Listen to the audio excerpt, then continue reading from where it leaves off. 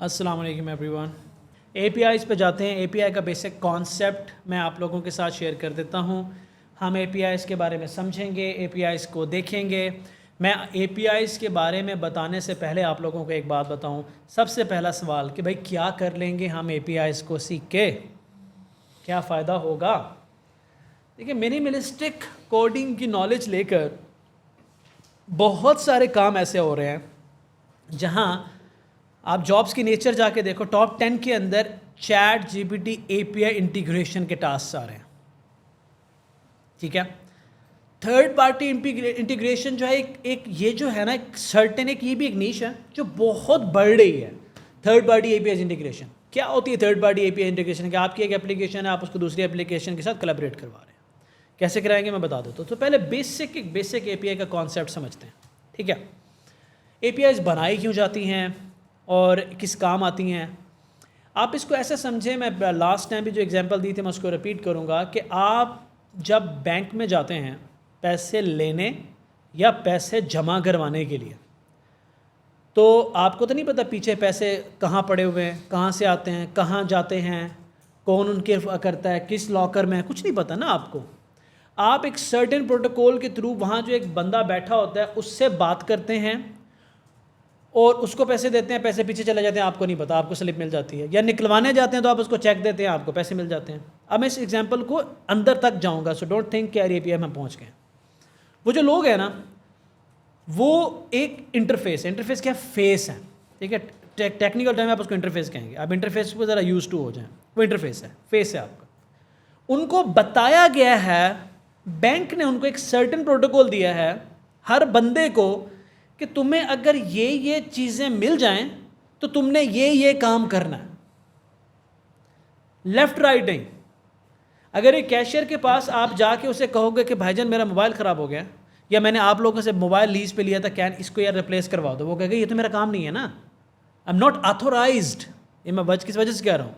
तो हर बंदे को प्रॉपर बता दिया गया है कि तुम्हें ये मिलेगा तो तुमने ये देना है, और पीछे जो भी है आपने आके करके देना है। मुझे पीछे कुछ नज़र नहीं आ रहा, मुझे सिर्फ एज ए कस्टमर ये बता दिया गया है कि आपने चेक लेना है, फलां काउंटर पे जाना है और उस काउंटर वाले बंदे को चेक देंगे तो चेक पे लिखी हुई अमाउंट के मुताबिक पैसा आ जाएगा। आई डोंट केयर पैसा पीछे से कहाँ पड़ा है, कहाँ से आ रहा है, आई डोंट केयर ना। ये जो लोग हैं ना, ये एज एन एपीआई एक्ट कर रहे होते हैं between you and the back end of the bank.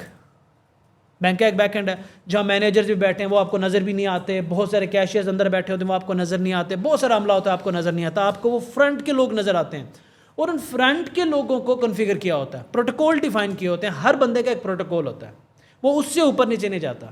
Imagine करें कि इन एपीआई लेयर को हटा देते हैं और आप बैंक से पैसे लेना चाहते हो। जस्ट इमेजिन, आप लॉकर के सामने खड़े हो और मैं आपसे कहता हूँ कि इधर चेक रख दो, साइन कर दो, लॉकर खोल के पैसे निकाल के ले जाओ। या सिर्फ हम वो प्रोसेस बैक एंड के एक्सपोज कर देते हैं। हम कहते हैं कि जैसे किसी ने 2 लाख रुपया सबमिट करवाया बैंक में, वो पीछे सब ट्रांसपेरेंट है, शीशा लगा देते, नजर आते ये बंदा लेके जा रहा है, यहाँ रख रहा है, ये पासवर्ड लग रहा है, सारा एक्सपोज कर देते। फिर क्या होगा? सिक्योरिटी जो है कॉम्प्रोमाइज होने के चांसेस बढ़ जाएंगे। तो एपीआई का पहला रूल ये होता है, 2 जो मेजर चीज़ें हैं वो ये है कि यार आप अपना घर बैंक नहीं बना सकते ना यार, लेकिन बैंक यूज़ तो कर सकते हो ना। तो आपको री इन्वेंट ना करना पड़े व्हील, तो आप कोलैबोरेट कर सको डिफरेंट टेक्नोलॉजी की दुनिया के साथ। हमेशा जब मोबाइल एप्लीकेशन वेब एप्लीकेशन से कोऑर्डिनेट करें तो एपीआई से होती है। आप फेसबुक को खोलें अपने फ़ोन पे और फेसबुक को खोलें अपने ब्राउज़र पे। आप फेसबुक से पोस्ट करते हैं फ़ोन पे, वो पोस्ट विजिबल होती है ब्राउज़र पे। What is happening? अब ये भी एपीआई है। फेसबुक कहता है कि आप अपनी बिजनेस की वेबसाइट को फेसबुक के साथ इंटीग्रेट कर लें।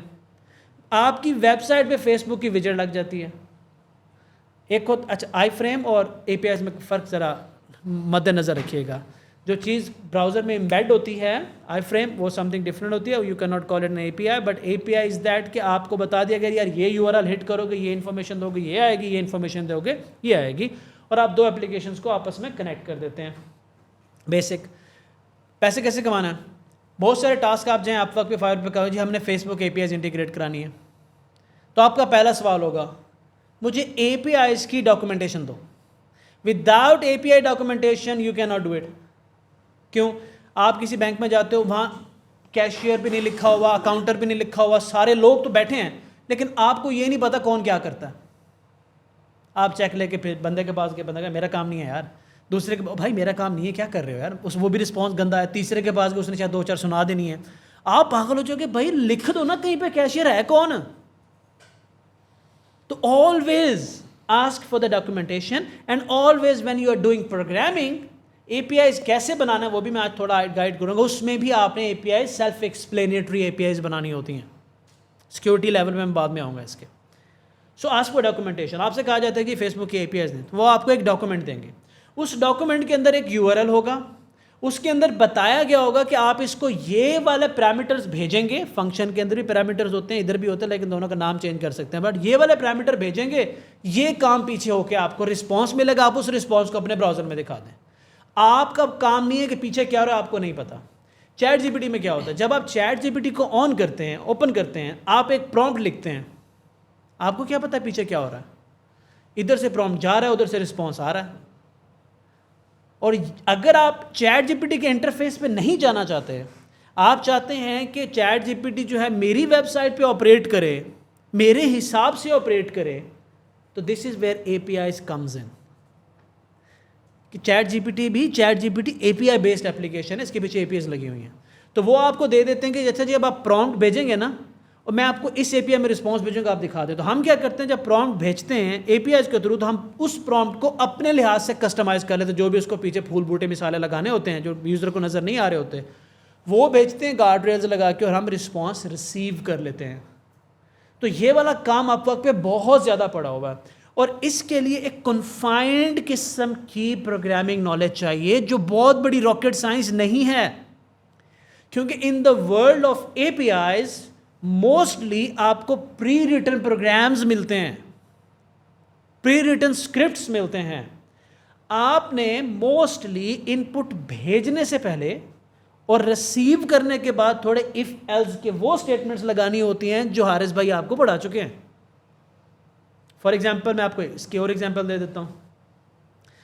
आपने घर मोहल्ले में एक दुकान खोली, कोई भी बंदा आता है, एक काउंटर पे एक बंदा बैठा है, वो सर्टेन इनपुट लेता है और उसके हिसाब से आउटपुट दे देता है। लेकिन वो दुकान पीछे किसी मेगा स्टोर से कम्युनिकेट कर रही होती है, उसके पीछे भी एक लेयर होती है, वो जाके उससे जाके प्रोसेस करती है, उसके आगे पीछे चेन हो सकते हैं। तो you don't have to worry about at the back end क्या हो रहा है। आप चैट GPT APIs नहीं कर। अब क्या हुआ है in the world of programming, chat GPT ने बहुत सारी एप्लीकेशन इंट्रोड्यूस करा दी हैं। अब दुनिया जो है इतनी जल्दी में है, वो जाके एप्लीकेशन स्क्रैच से बनाने से रहे। वो कहेंगे जी हमने एप्लीकेशन यूज़ करनी है, but at the same time Facebook को या कोई वो कोशिश करता है कि लोग मेरी एप्लीकेशन से रीडायरेक्ट होकर नई एप्लीकेशन में ना जाएं, जो भी हो मेरी एप्लीकेशन के अंदर ही आ जाए, ताकि लोग मेरी एप्लीकेशन छोड़ के ना जाएं। This is where APIs comes in. देखिए APIs का एक पर्सपेक्टिव इरफान ने बताया कंज्यूमर के लिहाज से, कि जो बंदा API यूज़ कर रहा है। अब सवाल एक ये भी पैदा होता है कि जो API बना रहा है उसे क्या फ़ायदा है, ठीक है ना। वो आपको सिंपल प्रोग्राम या स्क्रिप्ट्स भी तो दे सकता था। ये बड़ी आसान बात है। जैसे ये बैंक की एग्जांपल्स ही हम लेते हैं। अब बैंक ने एक इंटरफेस यानी आपको दिया है कि जिधर आप चेक जमा कराते हैं कैश मिलता है, आपके लिए ये ट्रांसपेरेंट है। बैंक का दिल चाहे तो वो पीछे का पूरा प्रोसेस चेंज कर दे, आपके लिए तो इंटरफेस सेम है ना। तो अगर मैंने एक API बना के किसी को दी है, एज लॉन्ग एज उसकी इनपुट सेम है, आउटपुट सेम है, वो काम जैसे मर्जी करूं, मेरे क्लाइंट को कोई मसला नहीं होगा। इसका सबसे बड़ा फ़ायदा पता क्या है, अगर मैंने एक API बनाई और वो 100 एप्लीकेशंस में यूज़ हो रही है, एज लॉन्ग एज मैं उसकी इनपुट चेंज नहीं करता, मैं उसकी आउटपुट चेंज नहीं करता, मैं उसमें जितनी चाहे नई टेक्नोलॉजिकल एडवांसमेंट ला के उसे चेंज करता जाऊँ, अपडेट करता हूँ। जैसे चैट GPT जो है, वो आपको पहले कहता था कि जी मेरे पास नवंबर का नॉलेज है, अब आप नोट करें तो वो कहता है मेरे पास जनवरी का नॉलेज है। लेकिन आपके लिए तो वो चेंज नहीं हुआ, आपके लिए तो वही वेब पेज है, वही चैट GPT, वही सब कुछ है। तो ये सब कुछ ये कैसे पॉसिबल हुआ, ये APIs की वजह से पॉसिबल हुआ।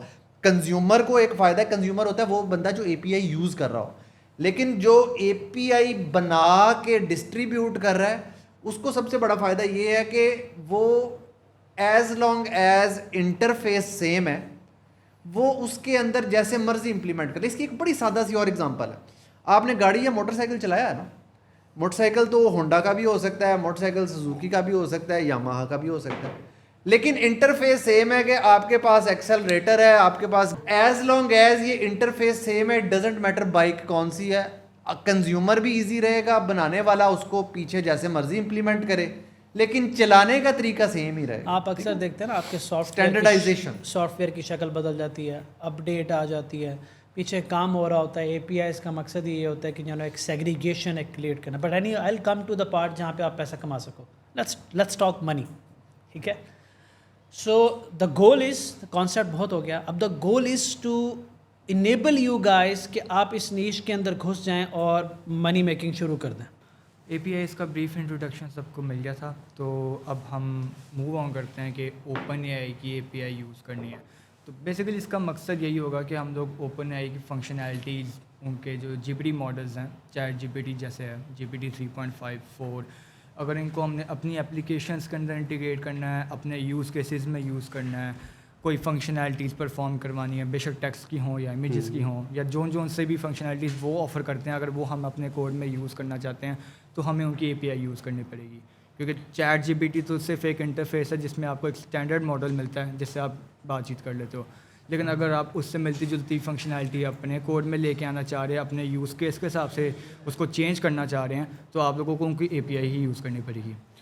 और थोड़ा सा इसमें मैं मज़ीद ऐड करूँ कि हम OpenAI की API यूज़ करना जा रहे हैं। तो OpenAI बेसिकली, जिनको नहीं पता, एक टेक जाइंट है, एक कंपनी है जिसने आपको, जिसकी प्रोडक्ट आप ChatGPT डेली बेसिस पे यूज़ करते हैं। तो आज आप ये देखेंगे जब आप APIs यूज़ कर रहे थे तो आपके पास इंटरफेस में तो सिर्फ आप लॉग्ड हैं कि आपने GPT 3.5 टर्बो यूज़ करना है, लेकिन जब आप APIs यूज़ करें तो आपके पास कितनी ज़्यादा चीज़ें अवेलेबल हैं, कितनी आप एक्सपेरिमेंटेशन अपनी कोड के अंदर कर सकते हैं, और कितनी ज़्यादा डिफरेंट छोटी छोटी ट्विक्स के साथ कितनी डिफरेंट किस्म की प्रोडक्ट्स अपनी बना सकते हैं, उनके अंदर ये इसको इंटीग्रेट कर सकते हैं। क्योंकि आजकल LLM, जब हम लफ्ज़ यूज़ करते हैं LLM, लार्ज लैंग्वेज मॉडल, तो उसके अंदर आपके पास OpenAI के मॉडल्स यूज़ हो रहे थे। आज जो हमने बच्चों को टास्क दिया है उसके अंदर उन्होंने क्या, जो भी टास्क परफॉर्म करना था उसका एक मेजर कंपोनेंट LLM था। अगर उनको इस पर ग्रिप ना होती, वो अपना कोई टास्क परफॉर्म नहीं, वो अपना कोई अपना चैटबॉट भी नहीं बना सकते, बिल्कुल बेसिक किस्म का। तो ये बिल्कुल बैकबोन है जो आप लोग आगे चीज़ें सीखने जा रहे हैं कि कोई भी चीज़ आप प्रोडक्ट बनाएंगे उसके अंदर आपको ये जो आज का लेक्चर है ये बहुत ज़्यादा हेल्प आउट करेगा। सो ध्यान से सुनिएगा, ठीक है। तो उनकी API को यूज़ करने के लिए हम बेसिकली उनका पैकेज इंस्टॉल करेंगे, OpenAI के नाम से ही अवेलेबल है। तो पिप इंस्टॉल OpenAI। पिप के बारे में मैं थोड़ा सा ब्रीफ इंट्रोडक्शन देता हूँ। पाइथन के अंदर हम लोग ना पैकेजेस यूज़ करते हैं, लाइब्रेरीज होती हैं बेसिकली, हर तरह की लाइब्रेरी अवेलेबल है।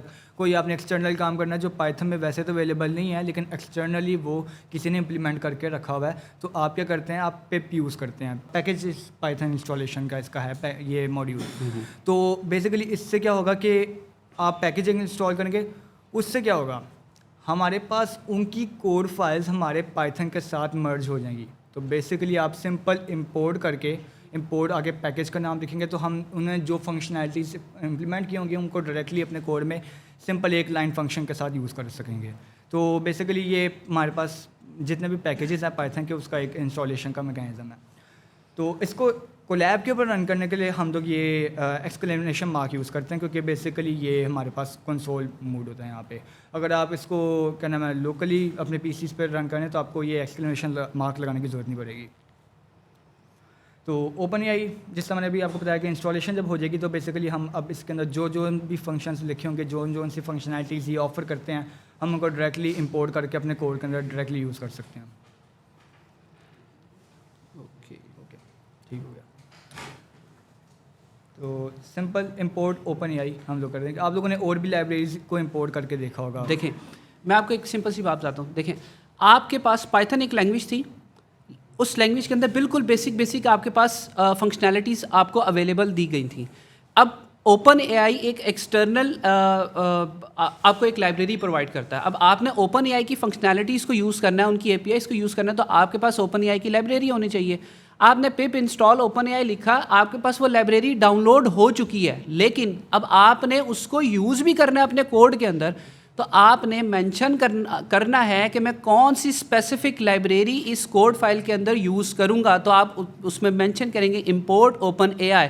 जब तक आप इंपोर्ट नहीं करेंगे आप उसकी कोई भी फंक्शनैलिटी यूज़ नहीं कर सकते। So import is very important. Okay, ये कीज़ के बारे में इनको इम्पोर्टेंट जी, जब भी आप एपीआई यूज़ कर रहे होते हैं तो एपीआई के साथ उसकी सिक्योरिटी के लिए आपको एक यूनिक आइडेंटिफायर दिया जाता है जिसे एपीआई की कहा जाता है। ठीक है, अब आपने लेट्स सपोज हमने ओपन एआई की सर्विसेज को यूज़ करना है, तो अब ओपन एआई तो एक कंपनी है जो कि अपना एक बिजनेस कर रही है और वो आपको सर्विसेज दे रही है। अब आपने उनकी लाइब्रेरी इंस्टॉल कर ली, आपको उनकी फंक्शनैलिटी आपने उनकी डॉक्यूमेंटेशन में से जाके पढ़ ली, लेकिन जब हम उनकी फैसिलिटी यूज़ करेंगे जो हमें वो प्रोवाइड कर रहे हैं, फंक्शनैलिटी दे रहे हैं एलएलएम की, जो हमें जीपीटी रिस्पॉन्स जनरेट करके देता है, तो वो फ्री ऑफ कॉस्ट नहीं होगा। वो क्या करेंगे, वो आपसे पैसे चार्ज करेंगे और आपको एक की दे देंगे कि जब भी आप इस सीक्रेट की के थ्रू, जब भी आप कोड के अंदर ये की मेंशन करेंगे, सो वी नो कि ये कौन सा, ये हमारा सब्सक्राइब्ड यूज़र हमसे रिक्वेस्ट कर रहा है हमारी फंक्शनैलिटी यूज़ करने के लिए। तो इन सम केसेस एपीआई कीज़ आपको फ्रीली अवेलेबल होती हैं, वो आपकी फंक्शनैलिटी आपको यूज़ करने देते हैं, but in most of the cases आपको एपीआई कीज़ बाय करनी पड़ती हैं, उनकी सब्सक्रिप्शन आपको लेनी पड़ती है। वो डिफरेंट उसमें मॉडल्स होते हैं, पे एज यू गो या आप मंथली सब्सक्रिप्शंस लेते हैं। सो हमारे पास भी एक सीक्रेट की एपीआई की अवेलेबल है। अब यहाँ पे मैं एक आपको पॉइंट बता दूँ, क्योंकि हमारे पास हम कोलैब यूज़ कर रहे हैं, तो कोई प्रॉपर हम मेथड यहाँ पे इस तरह का इम्प्लीमेंट नहीं कर सकते कि हम अपनी एपीआई की को हिडन करें। ये की आपकी सबसे सीक्रेट चीज़ होती है कि इसको आपने किसी के भी सामने एक्सपोज नहीं करना होता, किसी पब्लिक प्लेटफॉर्म, किसी गिटहब के ऊपर आप इसको अपलोड नहीं कर सकते। क्यों? आप इसकी रिस्पॉन्सिबल हैं, क्योंकि फॉर एग्जांपल आप एक कंपनी में काम करते हो और आपने उनकी की एक्सपोज कर दी किसी ऐसे प्लेटफॉर्म पे जहाँ पे पब्लिक उसको देख सकती है, वो यूज़ करेंगे, सारा बिल चार्ज होगा आपकी कंपनी का और you are the responsible one कि आपने उसको जो है वो अपलोड किया था। तो ये आपकी की हाइड होनी चाहिए। यहाँ पे हमारे पास क्योंकि एक कंस्ट्रेंट है कि हम उसको हाइड नहीं कर सकते, so this key will be deleted after the lecture. So आप लोगों ने जब भी प्रैक्टिस करनी है, अपना अकाउंट आप बनाएंगे, वहाँ से आप की जनरेट करेंगे, मैं लेक्चर के अंदर आपको बताऊँगा उसके बारे में। सो इसको हम एग्जीक्यूट करते हैं सेल। ओके, ये ओपन एआई की हमारे पास इसको, अच्छा एक और चीज़, इसको अगर हमने लेट्स सपोज एपीआई की हमारे पास जो अवेलेबल है, उसको अगर हम ओपन एआई को बताना चाह रहे हैं भाई ये वाली की है जो हम अपने कोड के अंदर यूज़ करेंगे, तो इसके लिए ऐसा नहीं है कोई सिंपल वेरिएबल आप लोग बना देंगे। आप लोग ओपन एआई जो हमने इंपोर्ट किया था .api की, उसका एक मेथड होगा बेसिकली, वो चीज़ हमारे पास इनेबल करेगा कि जो एपीआई की है वो ओपन एआई की ये वाली यूज़ करनी है मैंने, तभी हमारे जो पैकेज जो हमने इंस्टॉल किया था उसको पता चलेगा कि ये वाली की यूज़ में आ रही है हमारे पास। ठीक है, तो ओके, अब ना हम फर्स्ट एक टास्क पहले अपना परफॉर्म कर लेते हैं कि लेट्स सपोज हम चैट जीपीटी यूज़ करते हैं, ठीक है। अब यहाँ पे उसकी एक एपीआई यूज़ करके हम लोग अपना मतलब अपनी एक फंक्शनैलिटी इम्प्लीमेंट करेंगे और उसके साथ हम उसके हिसाब से अपने चेंज भी कर सकते हैं जो भी हम चाहें, ठीक है। ओके, तो पहले मैं कोड का वॉक थ्रू दे देता हूँ, उसके बाद एग्जीक्यूट कर देता हूँ, ठीक है। सिंपल, दोबारा से ओपन एआई को इंपोर्ट किया, ओपन एआई की हमारे पास सेट हो गई, ठीक है। अच्छा, अब फंक्शंस के बारे में तो आप लोगों ने ऑलरेडी पढ़ लिया है, तो उसके ऊपर मैं बहस नहीं करूँगा कि फंक्शन हमारे पास एक डिफाइन हुआ है, ठीक है।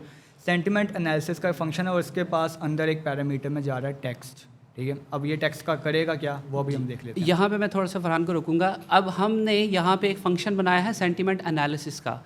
So question is what is sentiment analysis, हम यहाँ पे करने क्या लगे हैं। मैं आपको थोड़ा सा टास्क का बता दूँ। हमारे पास ये बिल्कुल एक वन ऑफ द एप्लीकेशन है, बिल्कुल बेसिक लेवल की जो हम आपको बता रहे हैं, जिसके ऑन टॉप ऑफ दैट आप बहुत सारी चीज़ें बिल्डअप कर सकते हैं। कि आपके पास एक क्लाइंट आता है और वो कहता है कि मेरा जो सोशल मीडिया अकाउंट है और उस सोशल मीडिया अकाउंट के ऊपर मिलियंस ऑफ कमेंट्स आते हैं और मैंने इस मिलियंस ऑफ कमेंट्स को सेग्रीगेट करना है कि मेरे पास जो पॉजिटिव कमेंट्स हैं क्या वो ज़्यादा हैं या नेगेटिव कमेंट है वो ज़्यादा हैं।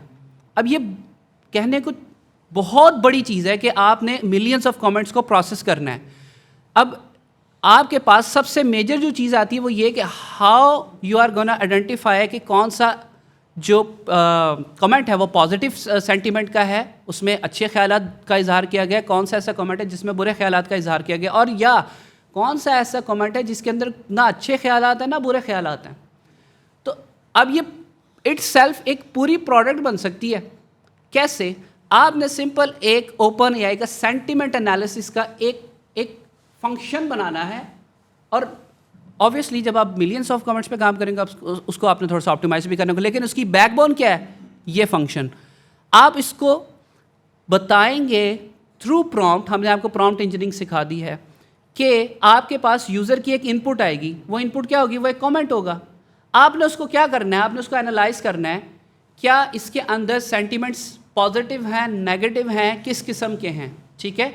और आपने आउटपुट क्या देनी है, क्या बताना है कि कमेंट गुड, बैड, पॉजिटिव है या नेगेटिव है, वो भी आपकी मर्ज़ी से वो आपको जो है वो बताएगा। सो ये इस कोड के अंदर हमारा बेसिक एम है जिसको हम टारगेट कर रहे हैं। और ये क्लासिफिकेशन जो हमने आपको पढ़ाई थी उसकी एक एप्लीकेशन भी है कि आप एक चीज़ को क्लासेस में डिवाइड करें, क्या ये पॉजिटिव है, क्या ये नेगेटिव है। तो ये क्लासिफिकेशन हो रही है टेक्स्ट डाटा के ऊपर, और जिसको हम क्या कह रहे हैं? सेंटीमेंट एनालिसिस, क्योंकि आप टेक्स्ट के अंदर सेंटीमेंट्स देख रहे हैं, ठीक है। So move on. ओके, तो अच्छा, हमारे पास एक मैसेजेस की लिस्ट होएगी बेसिकली। अब ये इसका यूज़ कहाँ पे आएगा वो भी मैं आपको बता देता हूँ, ठीक है ना। लेकिन ये लिस्ट किस चीज़ की होगी? इस लिस्ट के अंदर हमारे पास डिक्शनरीज होगी। लिस्ट के ऊपर हमने काफ़ी डिस्कशन की थी पहले। लिस्ट के अंदर हमने कहा था कोई भी डाटा टाइप जा सकती है, डिक्शनरी भी जा सकती है, ठीक है। तो ये लिस्ट ऑफ डिक्शनरीज होगा। अब इस डिक्शनरी के अंदर की वैल्यू पेयर्स कौन से होंगे वो हमारे पास डिफाइंड होने चाहिए पहले से। हमारे पास एक चीज़ रोल होती है, ठीक है ना, वो या तो सिस्टम का होगा या तो यूज़र का होगा, ठीक है ना। दोनों हमारे पास मैसेजेस की लिस्ट में आ रहे होंगे वैसे, लेकिन एक सिस्टम होता है और एक यूज़र होता है, और हमारे पास एक कंटेंट होता है। अब ये चीज़ें हैं क्या, इसके बारे में मैं बताता हूँ। रोल जो हमारे पास सिस्टम का है ना, ये बेसिकली सिस्टम के लिए होगा कि आपके पास ये चीज़ आएगी, आपने ये चीज़ परफॉर्म करनी है, उसको हम लोग कुछ चीज़ें बता रहे होंगे बेसिकली, ठीक है। तो ये हमारे पास आ जाएगी। अब जो यूज़र वाला हमारे पास रोल है वो बेसिकली वो सिस्टम के पास ही जाएगा, लेकिन वो क्या चीज़ किस चीज़ के लिए होगा? वो हमारे लिए होगा कि जो कंटेंट जनरेट करेगा हमारा जो एपीआई होगी जीपीटी की, वो यूज़र को किस तरह का कंटेंट जनरेट करेगी, उसमें क्या क्या चीज़ें होनी चाहिए, क्या क्या चीज़ें नहीं होनी चाहिए, जो भी चीज़ें हम अपने हिसाब से उसको रिक्वायर्ड हैं वो उसको हम यहाँ पे बता देते हैं, ठीक है। तो ये दोनों चीज़ें हमारे पास एक मैसेजेस की लिस्ट में जा रही होंगी, और ये हमारे पास इन दी एंड एपीआई की हिट पे जाएंगी। वो मैं आपको दिखा रहा हूँ। यहाँ पे आपके माइंड में एक सवाल आएगा कि हम लोग ये मैसेज दे क्यों रहे हैं। देखें, इस चीज़ को आपने समझना है। ये जो एपीआई है बेसिकली हमने आपको बताया ना, एपीआई बैकग्राउंड पे आपके पूरा एक प्रोसेस चलता है, यूज़र को नहीं पता, यूज़र उसको इनपुट देता है, यूज़र उसको उससे आउटपुट लेता है। यहाँ पे हमारे पास थोड़ा सा लेवरेज ये है कि हम उसको इनपुट भी दे रहे हैं, हम बता भी रहे हैं कि तुमने कैसे काम करना है और हमें आउटपुट कैसे देनी है, लेकिन इसके बैकएंड पे एक और चीज़ हो रही है। जैसे हम इसको इनपुट देंगे, ये इनपुट अकॉर्डिंग टू हमारे प्रॉम्प्ट, अब ये प्रॉम्प्ट हमने जो दिया है आपको पता है बैक एंड पे एलएलएम एक काम करेगा। एक एलएलएम जो ओपन एआई के डिफाइंड सर्वर्स के ऊपर रनिंग में है, वो उसके पास ये रिक्वेस्ट जाएगी हमारी, वो हमें प्रोसेस करके जो रिजल्ट आएगा वो हमें रिटर्न करेगा, ठीक है। अब वो जो एलएलएम है वो किस चीज़ पे काम करता है? वो हमारे प्रॉम्प्ट पे काम करता है। तो अब हम जो उसको जितनी इंस्ट्रक्शंस देंगे वो इस प्रॉम्प्ट के थ्रू देंगे कि तुम्हें क्या जाएगा, मुझे क्या मिलना चाहिए, किस फॉर्म में मिलना चाहिए, कितने वर्ड्स का आंसर आना चाहिए, वो हम यहाँ पे सारा कॉन्फ़िगर कर रहे हैं, ठीक है। तो इनपुट गई, प्रॉम्प्ट उसके साथ गया, एलएलएम को मिला, एलएलएम देखता है ये प्रॉम्प्ट मेरे पास आया है, ये मेरे पास इनपुट मुझे मिली है, इसके अकॉर्डिंग मैंने इसको ये प्रोसेस करना है और आपको एग्जैक्ट वैसा आंसर वो बैक एंड पे रिटर्न कर देगा उन कंस्ट्रेंट के साथ जो आपने डिफाइन किए होंगे। सो अच्छा, अब हमारे पास जो सिस्टम वाला था वो मैं आपको दिखाया था कि उसके अंदर चल क्या रहा है। You are trained to analyse the and detect the sentiment of the given text, ठीक है। If you are unsure of an answer, you can say not sure and recommend users to review manually, ठीक है ना। तो इसमें basically हम लोग बता रहे हैं कि हमारे पास जो सिस्टम के पास एक टेक्स्ट आएगा, ठीक है ना, वो टेक्स्ट हम प्रोवाइड करेंगे, ठीक है। वो टेक्स्ट जो है ना उसका सेंटिमेंट निकालना, ये हम बता रहे हैं सिस्टम के लिए कि सिस्टम ने ये काम करना है, ठीक है। और अगर तो वो नहीं बता सकता तो वो नॉट श्योर क्या है कि हमें साथ ये भी बता देगा कि आप इसको मैन्युअली रिव्यू कर लो, ठीक है। ओके, ठीक है। अब जो यूज़र वाला हमारे पास बनता है, मैं वो आपको करके बनाता हूँ। Analyse the following text and determine if the sentiment is positive और negative, return answer in single word as either positive और नेगेटिव, ठीक है।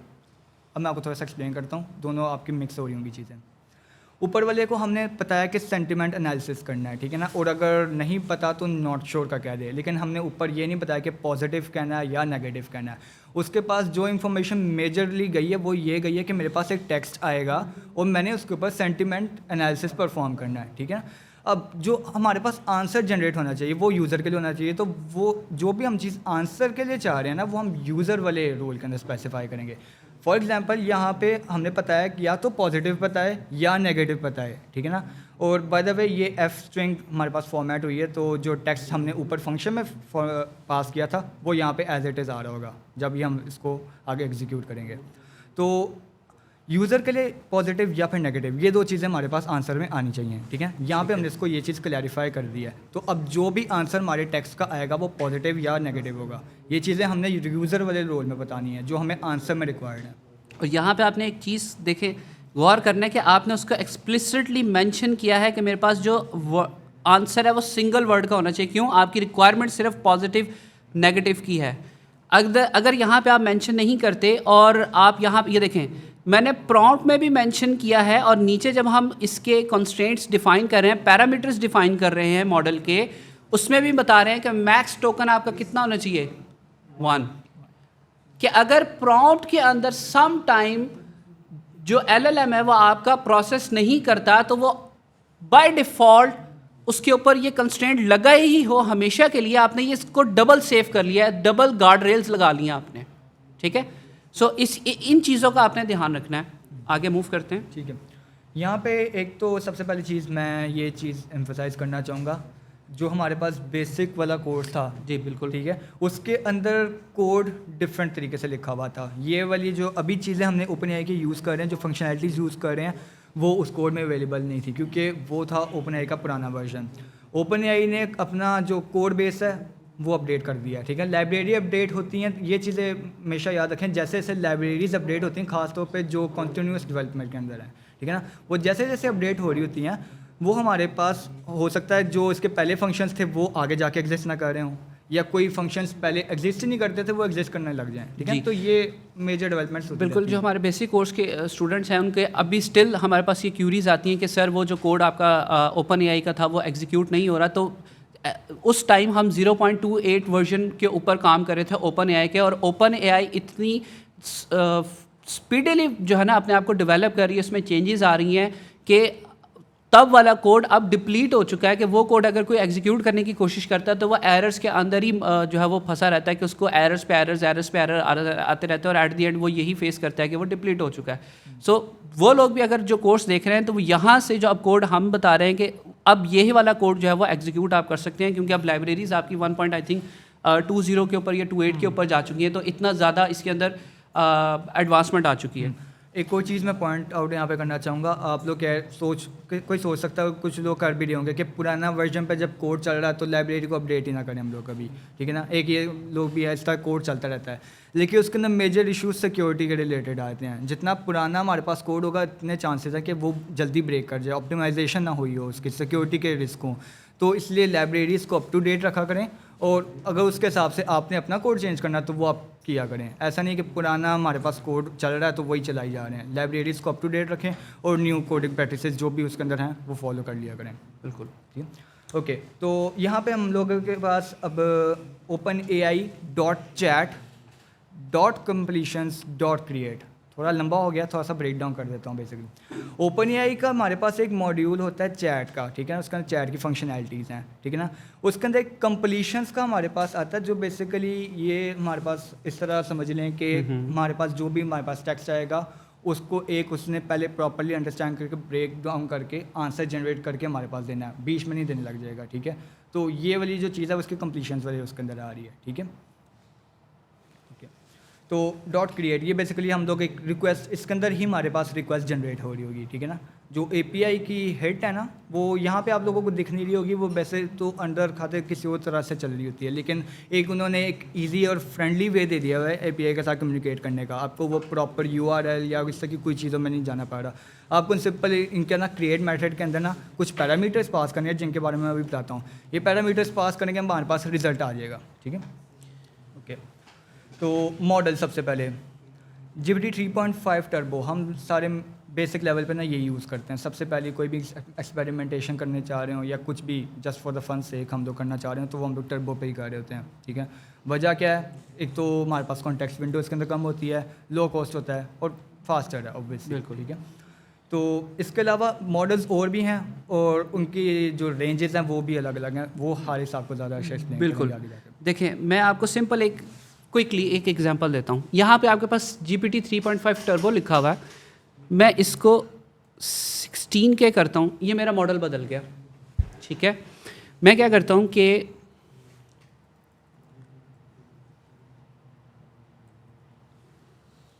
GPT 4, अब मेरे पास GPT 4 यूज़ हो रहा होगा।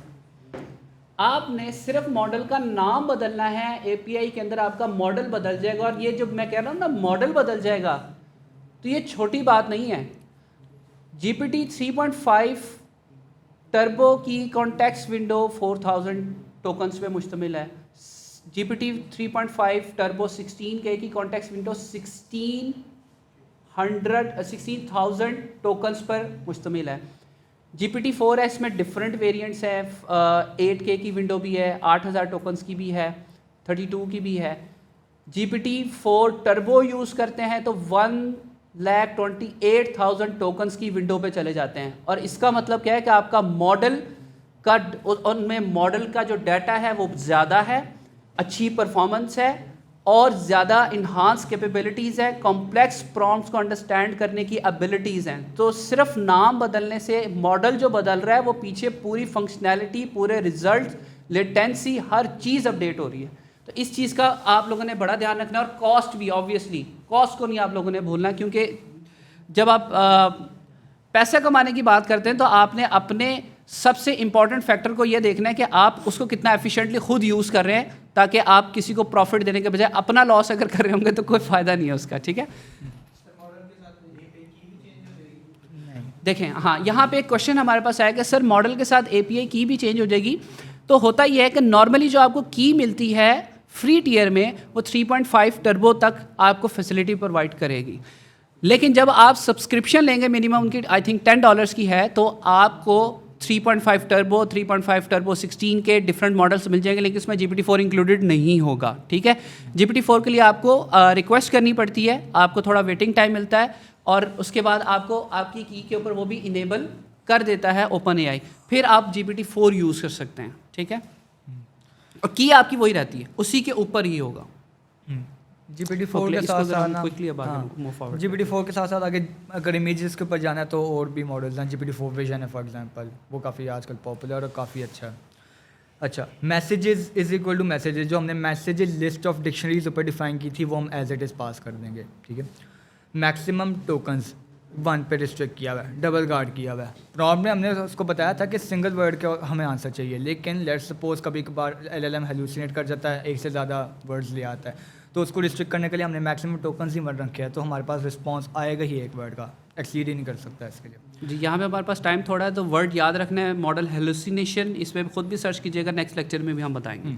N इज इक्वल 1 के हमें कितने रिस्पॉन्सेज चाहिए, कितने नंबर ऑफ रिस्पॉन्सेज चाहिए, मल्टीपल हम रिक्वायर्ड हो सकते हैं, कुछ केसेस में हमने 1 ही रखा हुआ है। टेम्परेचर थोड़ा सा मैं एक्सप्लेन कर देता हूँ आपको। टेम्परेचर बेसिकली कहने के क्रिएटिविटी है, ठीक है, LLM की क्रिएटिविटी है। अगर आप इसको 0 से 1 के दरम्यान में इसकी रेंज होती है, ज़ीरो मतलब ज़ीरो क्रिएटिविटी है इसके अंदर, बहुत प्रिसाइज रहेगा ये, कोई अपनी तरफ से क्रिएटिव नहीं होएगा, कोई आंसर इस तरह का क्रिएटिव जनरेट नहीं करेगा, ये टू द पॉइंट रहेगा और बिल्कुल प्रिसाइज आंसर। ये बच्चों ने प्लेग्राउंड में ऑब्वियसली इसकी एक्सरसाइज भी की हुई होगी ऑलरेडी, सही सो दे नो। तो ये जैसे जैसे इंक्रीज करेंगे क्रिएटिविटी का लेवल हमारे पास इंक्रीज होता रहेगा। इसको एक दफ़ा एग्जीक्यूट कर देते हैं। मैंने ऊपर वाला सेल एग्जीक्यूट किया, सिंस उसमें हमारे पास एक फंक्शन डिफाइन हो रहा था, उस फंक्शन को कॉल हमने नीचे वाले सेल के अंदर किया है। तो इनपुट हमारे पास है I hate fast food, okay ठीक है।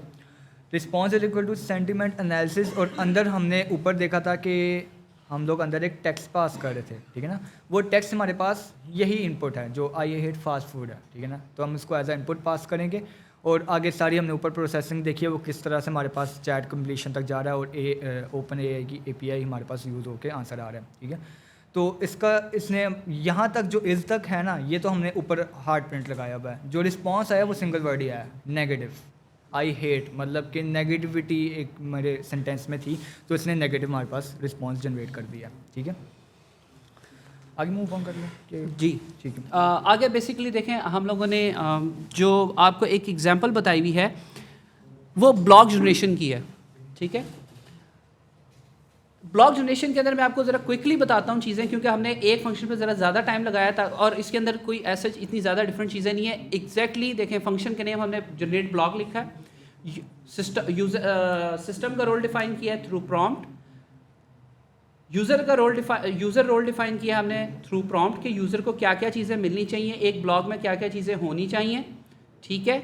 सेम एग्जैक्टली उस तरह से फंक्शन है यहाँ पे। अब आपने, क्योंकि देखें आपके पास जनरेशन जो नंबर ऑफ़ टोकन्स हैं वो ज़्यादा हो सकते हैं, तो आप यहाँ पे क्या कर सकते हैं, यहाँ पे आप 16 के यूज़ कर सकते हैं कि आपके पास नंबर ऑफ़ टोकन ज़्यादा जो है वो जनरेट हो जाए। और यहाँ पे मैंने मैक्स टोकन रखे हुए हैं कि अभी 3000 ही जनरेट होंगे, मैक्सिमम वो जहाँ तक जाएगा। एक रिस्पांस जनरेट और टेम्परेचर 0.5 है कि क्रिएटिविटी ज़्यादा होनी चाहिए, डिफरेंट वर्ड्स वो यूज़ करेगा, कम्बिनेशंस को यूज़ करेगा और आपको वो रिस्पांस जनरेट करके देगा। ये इसको मैं एग्जीक्यूट भी कर देता हूँ। ये दो एग्जांपल्स सिर्फ आप लोगों को दिखाने के लिए, बताने के लिए है कि ये ओपन एआई आपको देता है। अब आपकी प्रैक्टिस किस तरह से होती है, प्रैक्टिस आप इसकी मैं आपको दिखाता हूँ कि हम लोगों ने ये कहाँ से निकाला, आपको ये कहाँ से मिलेगा। आपने अब क्या सोचना है, जब आप इसकी प्रैक्टिस कर लें उसके बाद मैं बना क्या सकता हूँ, बच्चों की एक एप्लीकेशन बना लूँ कि जो उनको ऐसे लिखने में हेल्प आउट करे।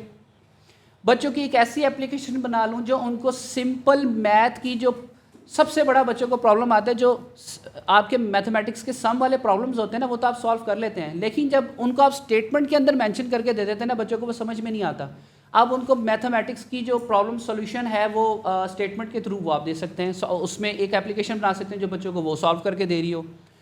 छोटी छोटी एप्लीकेशंस आप बना के अच्छी खासी उसको विद टाइम आप मैच्योर करते हैं, एफिशिएंट बनाते हैं, आपकी एक एप्लीकेशन डेवलप हो जाती है। लेकिन आपने आइडिया देखना है। दुनिया में देखें बड़ी बड़ी एप्लीकेशंस चल रही हैं, लेकिन उनके पीछे आइडिया छोटा सा इतना सा है, और जो चीज़ है जो उन्होंने इम्प्लीमेंट की भी है वो भी इतनी सी है, लेकिन काम क्या है, उसको सोचने वाला काम इतना बड़ा है। जो सोचने वाला दिमाग उस चीज़ को सोचता है और उसको इम्प्लीमेंट करके, और यहाँ पे ये भी रेस है कि जो पहले ले आया वो आगे है। बाद में आप चाहे जितनी मर्जी अच्छी चीज़ बना लें, लेकिन जिसकी चीज़ पहले आ गई, पहले लॉन्च हो गई, पहले लोगों ने देख ली, वो चीज़ टॉप पे रहेगी। और उससे शिफ्ट होना मार्केट को, यूज़र की एक्सेप्टेंस बहुत बड़ा मसला होता है। आप चैट जीपीटी पहले आया, तमाम लोग चैट जीपीटी को सबसे ज़्यादा जानते हैं। बार्ड को कितने लोग यूज़ करते हैं जो चैट जीपीटी को यूज़ करते हैं? बहुत कम। वो भी तब जब उनको एक दफ़ा कोई बताता है हाँ जी बार्ड भी कोई ऐसी चीज़ है जो एग्जिस्ट करती है। मैं आपसे एक नाम लूँगा, perplexity.ai। मेजॉरिटी लोगों को नहीं पता होगा, क्यों? वो बाद में आई है, पहले जीपीटी आया। तो आप लोगों ने इस तरह की एप्लीकेशन सोचनी, और ये आप लोग अभी बिल्कुल बेसिक लेवल पे, ज़रूरी नहीं है कि आप बहुत अच्छी एप्लीकेशन बनाएं। इस तरह की एपीआईज यूज़ करें, आइडिया लें, उसको बना के एक्सपेरिमेंट करें कि आप किस तरह कितनी अच्छी बना रहे हैं, उसमें क्या लैग कर रहा है, किसी को दें, उससे पूछें, डिफरेंट लोगों की आउटपुट लें, इनपुट लें, और उससे आउटपुट अपनी उनके देखें कि क्या सेंटिमेंट आपको मिल रहे हैं, उसकी बेसिस के ऊपर कि आप कितना अच्छा काम कर रहे हैं, आपको कुछ ना कुछ बन जाएगा। और फिर जाके अपवर्क पे, फाइवर पे देखना स्टार्ट करें कि लोगों की क्या डिमांड है। इस तरह से आप जब कनेक्ट होंगे तो आपको चीज़ें मिलेंगी, तब आएगा आपके हाथ में पैसा। अदरवाइज अगर आप सिर्फ ये सोचते रहें कि जी ये कोर्स हम कर रहे हैं, ये कोड हमने चला लिया, ये फंक्शन हमने चला लिया, ये ओपन एआई का फंक्शन हमने चला लिया और हमें कोई बहुत नेक्स्ट लेवल का काम आ जाएगा, तो नहीं आएगा। वो आपको थोड़ी सी ये जो हरकत करेंगे तो आपको बरकत मिलेगी, ठीक है। तो ये वाली जो बरकतें लेनी है, हरकतें करें। ओके, ठीक है। देखें, ये आपके सामने एग्जीक्यूट हो गया, हमारे पास आंसर आ गया है। मशीन लर्निंग के ऊपर मैंने टॉपिक दिया था, एक ब्लॉग आपके पास जनरेट हो गया। ये आप लोगों के साथ एक स्क्रीन शेयर मैं कर रहा हूँ, ठीक है, ब्राउज़र की। मैंने इस पर सिर्फ सर्च किया है ओपन एआई, ठीक है। ये मैंने ओपन एआई सर्च किया है और मैंने एंटर किया, मेरे पास टॉप लिंक आया है ओपन एआई प्लेटफॉर्म का। मैंने इस पर क्लिक किया, ये मेरे सामने ओपन एआई की वेबसाइट खुल गई है। इस पर दुनिया जहान की डिटेल मौजूद है ओपन एआई के बारे में। लेकिन आपने क्या करना है, हमने पढ़ी है एपीआईज़ वाले सेक्शन में जाना है और इसमें सबसे नीचे लिखा हुआ है डॉक्स, इसकी डॉक्यूमेंटेशन में चले जाना है। जब मैं इस डॉक्स पे क्लिक करता हूं तो मेरे पास नई स्क्रीन खुलती है, वो नई स्क्रीन मैं आप लोगों के साथ शेयर करता हूं। ओके, तो जैसे ही मैंने डॉक्स के ऊपर क्लिक किया तो मेरे पास ये वाली विंडो ओपन होती है, ठीक है। और इस विंडो के अंदर अगर मैं आपको दिखाऊं, साइड पैनल के ऊपर आपकी लेफ्ट साइड के ऊपर गेट स्टार्टेड, कोई क्विक स्टार्ट, मॉडल्स, ट्यूटोरियल्स, ये आपके पास चीज़ें मौजूद हैं। आप बैठ के इसको पढ़ना स्टार्ट करें, नेक्स्ट लेक्चर तक आपको ये पता हो कि इसके अंदर डॉक्यूमेंटेशन में क्या क्या चीज़ें मौजूद हैं। फिर ये आपके सामने जो पहली स्क्रीन है, इसके ऊपर बहुत सारी रिसोर्सेज मौजूद हैं, प्लेग्राउंड का, एपीआई रेफरेंसेस का, हेल्प सेंटर का, एपीआई जो करंट इनकी मौजूद है, उनके क्या क्या स्टेटसेस हैं इस टाइम, डेवलपर फोरम इनका मौजूद है कि आपने इतना आपने काम कर लिया कि आप उनकी एपीआई के अंदर कोई एडिशन अपनी तरफ से देना चाहते हैं, आप डेवलपर फोरम पे जाके वहाँ पे इश्यूज डिस्कस कर सकते हैं, वहाँ पे सजेशंस दे सकते हैं। तो बहुत ज़्यादा आपके पास चीज़ें मौजूद हैं। लेकिन मैं आपको लेके आता हूँ मज़ीद नीचे, ठीक है, इसके अंदर बल्कि यहाँ पे कैपेबिलिटीज़ पे, टेक्स्ट जनरेशन पे मैं आता हूँ। ये कैपेबिलिटीज़ देखें, text generation, chat completion, Jason method, reproducible outputs, बहुत सारी चीज़ें आपके पास। लेकिन मैं टेक्स्ट जनरेशन मॉडल्स पे आता हूँ। ये आपके पास इनका डेव डे हुआ था, उसकी डिटेल्स मौजूद हैं कि इन्होंने क्या क्या नई चीज़ें लॉन्च की हैं, कौन कौन से नए मॉडल आ चुके हैं, उनकी क्या कैपेबिलिटीज़ हैं। देखें, जो नया मॉडल आता है वो हमेशा अपने साथ नई पॉसिबिलिटीज़ लेके आता है। तो जिसको पहले पता होगा नया मॉडल आ रहा है, क्या किन कैपेबिलिटीज़ के साथ आ रहा है, वही फिर आइडिया भी सोचेगा उन कैपेबिलिटीज़ के साथ। तो ये आप लोगों के लिए बहुत ज़रूरी है कि इनकी डॉक्यूमेंटेशन जाके पढ़ा करें। फिर उसके नीचे मॉडल्स के बारे में मेंशन है, उनके एंड पॉइंट्स के बारे में मेंशन है, कोड आपको साथ दिया हुआ है। यहाँ पर कोड आपने सिर्फ कॉपी करना है। लेट्स से आप पाइथन में काम नहीं कर रहे, आप नोड.जेएस में काम कर रहे हैं, आपने सिंपल नोड.जेएस सेलेक्ट करना है, आपको नोड.जेएस का कोड मिल जाएगा, ठीक है। कॉपी करना है, वहाँ पे जाकर पेस्ट हो जाएगा, लेकिन आपने कॉपी पेस्ट नहीं करना, आपने खुद जाकर टाइप करना है। तो नीचे आपके उसके हर चीज़ मेंशन की हुई है कि आप इसको किस तरह से यूज़ कर सकते हैं, किस तरह से नहीं यूज़ कर सकते, कौन कौन से मॉडल्स हैं। अब यहाँ पे ना इन्होंने खुद टू गेट स्टार्टेड कुछ चीज़ें दी हुई हैं आपको, ये मैं हाईलाइट कर रहा हूँ। क्या कर रहे हैं कि you can build application to draft document. आप लोगों को एक एप्लीकेशन बना सकते हैं जो डॉक्यूमेंट उनको बेसिक ड्राफ्ट करके दे दे, कंप्यूटर का कोड लिखवा सकते हैं, क्वेश्चन आंसर्स को एनालाइज करवा सकते हैं, टेक्स्ट को एनालाइज करवा सकते हैं, ठीक है। Give software a natural language interface, ठीक है। किसी भी सॉफ्टवेयर को नेचुरल लैंग्वेज का इंटरफेस दे सकते हैं कि आप कोई भी टाइप करें वो सॉफ्टवेयर आपको उस तरह से काम आपको बिहेव करके दे रहा हो, ठीक है। ट्यूटर बना सकते हैं डिफरेंट सब्जेक्ट्स के।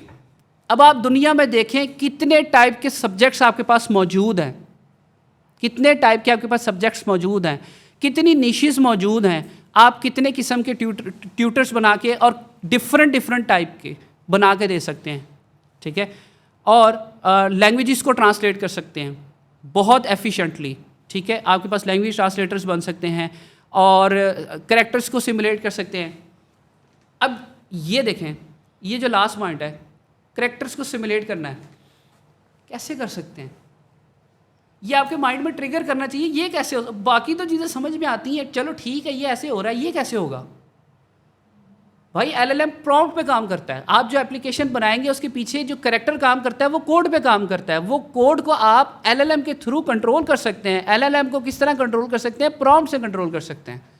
तो अब आपके ऊपर, आपको सारी चीज़ें दिखा दी हैं, सब कुछ दे दिया है। अगर अब भी कोई शिकायत करता है सर जी पैसे नहीं आ रहे, तो फिर हमारा कसूर कोई नहीं है, ठीक है। तो ये था आज का लेक्चर हमारा, और नेक्स्ट लेक्चर जो है जब तक हमारा नेक्स्ट वीक का लेक्चर आता है तो हमारी आपसे एक्सपेक्टेशन ये है कि आप लोग ओपन एआई की जो डॉक्यूमेंटेशन है इसको बड़े अच्छे से, जिसे कहते हैं ना, खंगाल के आप लोगों ने आना है कि ओपन एआई आपकी डॉक्यूमेंटेशन में आपको दे क्या क्या रहा है। आपके पास सवाल होने चाहिए, सर ओपन एआई ने डॉक्यूमेंटेशन में ये वाला मॉडल मेंशन किया हुआ है लेकिन मैं इस मॉडल को चला रहा हूँ तो ये मेरा मॉडल उस तरह से चल नहीं रहा, क्यों नहीं चल रहा।